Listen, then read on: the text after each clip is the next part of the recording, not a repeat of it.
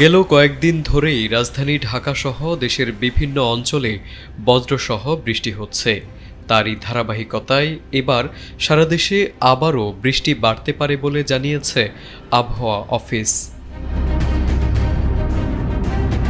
আবহাওয়া অফিসের পূর্বাভাসে বলা হয়েছে, শুক্রবার থেকে খুলনা, বরিশাল ও চট্টগ্রাম বিভাগের অনেক জায়গায় এবং ঢাকা ও সিলেটের কিছু এলাকায় হালকা থেকে মাঝারি মাত্রার বৃষ্টি অথবা বজ্রসহ বৃষ্টি হতে পারে।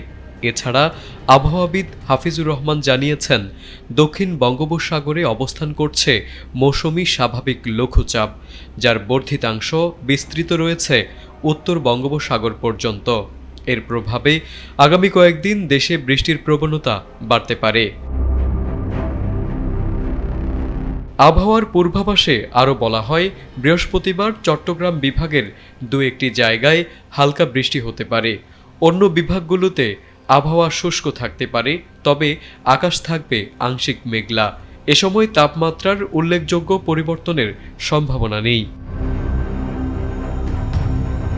বৃহস্পতিবারের পূর্বাভাসে আরও বলা হয়েছে, সকাল থেকে পরবর্তী ২৪ ঘন্টায় চট্টগ্রাম বিভাগের কিছু এলাকায় এবং খুলনা ও বরিশাল বিভাগের দু-একটি স্থানে হালকা থেকে মাঝারি বৃষ্টি হতে পারে।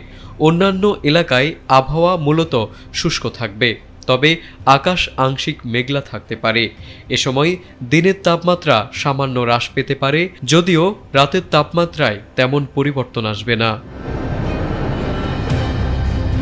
এছাড়া শুক্রবার সকাল থেকে শুরু হওয়া পরবর্তী ২৪ ঘন্টার পূর্বাভাস অনুযায়ী খুলনা, বরিশাল ও চট্টগ্রাম বিভাগের বিভিন্ন স্থানে এবং ঢাকা ও সিলেট বিভাগের কিছু জায়গায় হালকা থেকে মাঝারি মাত্রার বৃষ্টি কিংবা বজ্রসহ বৃষ্টি হতে পারে। সেই সাথে দেশের অন্যান্য অংশে আবহাওয়া শুষ্ক থাকার সম্ভাবনাই বেশি। একই সঙ্গে দিন ও রাতের তাপমাত্রা আরও কিছুটা কমতে পারে। তারেক আজিজ, এটিএন বাংলা।